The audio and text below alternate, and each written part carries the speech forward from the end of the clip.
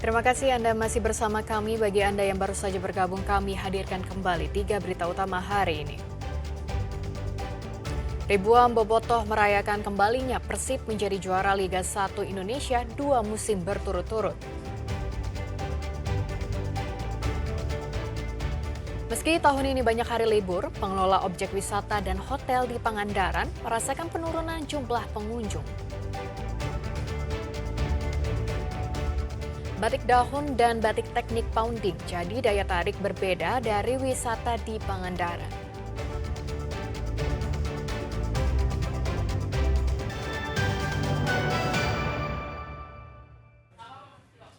Menjaga ekosistem dan mencegah terjadinya bencana alam, pengelola wisata di Subang menanamkan 1.000 pohon di kawasan wisata dataran tinggi. Penanaman pohon juga diharapkan dapat meningkatkan daya tarik wisata di Subang. Di antara satu ada pohon kelapa sawit, ada pohon nangka. Pengelola wisata bersama warga pemerintah Kabupaten Subang dan TNI Polri melakukan penanaman 1.000 pohon di wilayah dataran tinggi Desa Cisaat, Kecamatan Ciater, Kabupaten Subang. Kegiatan tanam 1.000 pohon ini untuk mengantisipasi bencana longsor yang kerap terjadi di wilayah tersebut. Selain upaya pencegahan, banyaknya pohon juga diharapkan dapat meningkatkan daya tarik wisata alam. Beragam jenis pohon ditanam dalam kegiatan ini mulai dari pinus, kelapa sawit hingga damar. Atau menjaga alam kita harus sama-sama. Harapannya dengan kolaborasi ini kita benar-benar bisa terus menjaga lingkungannya ke depannya. Pak, untuk jenis pohonnya Pak, kenapa dipilih pohon itu? Ini pohon yang bagus untuk ketinggian di Kastelo ini, pinus dengan damar. Kita ada sedikit pohon sawit, tapi hanya sedikit aja kok, hanya beberapa, itu pemanis saja. Karena ke depan kita pengen pada saat pohon ini tinggi, dilihat dari bawah, itu view-nya tetap indah. Buat anak cucu ke yang paling penting pemeliharaan nih Pak manajemen, karena kita ada keterbatasan binaan ya. Kita kan sering kali dengan Pak Muspika, Pak Camat, beberapa ribu pohon ke gunung yang akhirnya tidak ada pemeliharaan, percuma. Nah ini titipan ke manajemen perusahaan untuk selalu mengecek dan memelihara tanaman yang sudah ditanam. Apalagi ini kidamar, sakral kidamar. Jadi orang nih ketika mau nebang nih ada mitos lah. Penanaman pohon ini juga diharapkan dapat menarik seluruh pengelola wisata dan masyarakat di sekitar lokasi untuk ikut serta menjaga alam dan memitigasi ancaman degradasi lingkungan yang berlanjut. Zainal Arifin melaporkan dari Subang. Momentum peringatan Hari Pendidikan Nasional dimanfaatkan Komisi Penyiaran Indonesia Daerah Jawa Barat untuk menangkal hoaks. Generasi muda diajak untuk lebih sadar dalam menyaring informasi dari sumber yang didapatkan dan dipertanggungjawabkan seperti televisi dan radio. Pertahanan nasional dalam Upacara Hari Pendidikan Nasional 2 Mei lalu juga diperingati di SMA Negeri 2 Bandung. Upacara ini menjadi lebih istimewa karena pembina upacara adalah Ketua KPID Jawa Barat, Adiana Slamet. Dalam momentum Hardiknas, Ketua KPID mengajak siswa untuk kembali menonton berita di televisi dan mendengar radio untuk mengkonsumsi informasi yang benar, akurat, dan dapat dipercaya.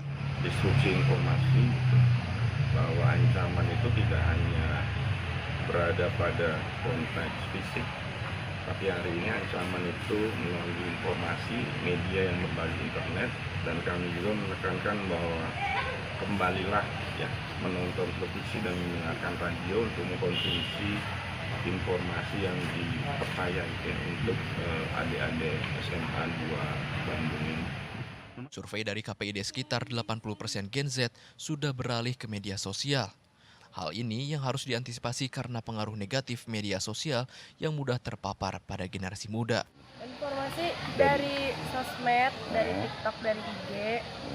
Percaya biasanya dengan berita-berita seperti itu? Kadang dicek dulu sih, biasanya di search lagi gitu. Misalnya ada apa gitu, isu-isu apa, dicek lagi di Google, kalau enggak di search lagi di pencarian TikToknya atau IG.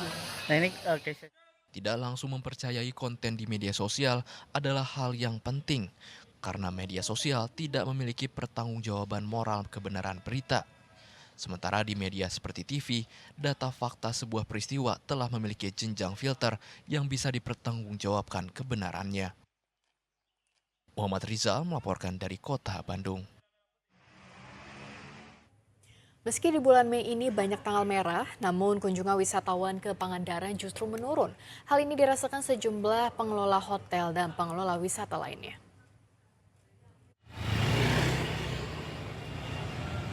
Belakangan, suasana tempat wisata lebih sepi dibandingkan periode yang sama tahun lalu. Tampaknya ini adalah dampak dari kebijakan pemerintah mengeluarkan kebijakan efisiensi. Tingkat hunian hotel pun jauh menurun. Pengaruhnya ya Pak, sekitar 40% kita turun. Selebihnya dari segmennya dari keluarga. Oke. Sejak kapan itu mulai penurunan sampai 40% Pak? Ada kebijakan Pak, ya ada yang pemerintah mempengaruhi juga turunnya okupansi. Yang mengalami penurunan itu dari segmen apa ini Pak? Segmen government Pak. Penurunan dari sektor pemerintahan membuat manajemen hotel memfokuskan pada wisata keluarga. Walau belum ada kenaikan yang signifikan karena kondisi ekonomi, keluarga juga saat ini kemungkinan tengah berhemat karena tingkat perekonomian yang belum menggembirakan. Eko Setiabudi melaporkan dari Pangandaran.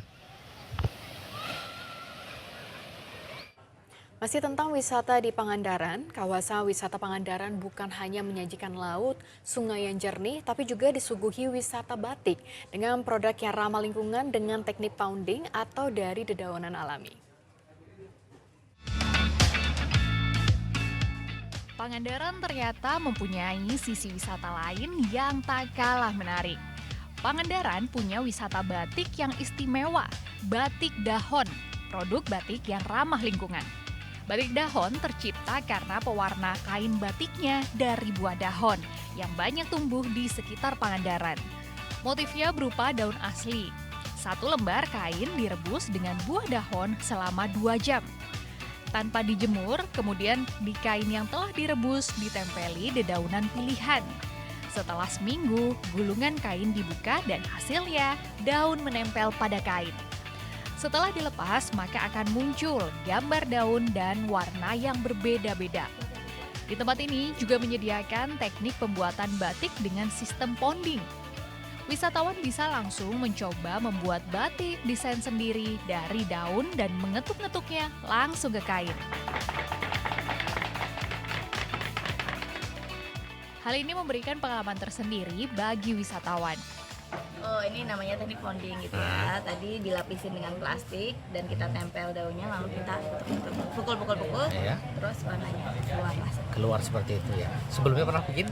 Alhamdulillah belum, baru pertama kali. Gimana hasilnya, menyenangkan? Aduh, ya lumayan lah ya bagi pemula. Oke.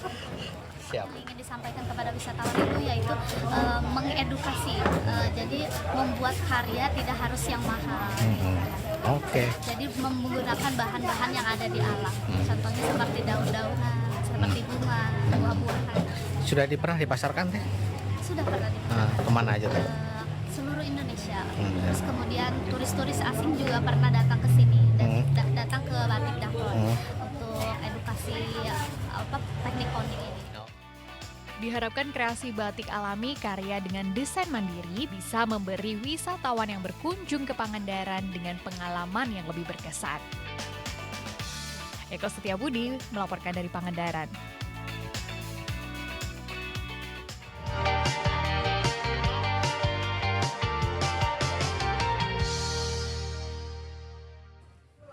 Informasi tadi mengakhiri jumpa kita. Atas nama rekan yang bertugas, saya Cira Caniago mengucapkan terima kasih atas kebersamaan Anda.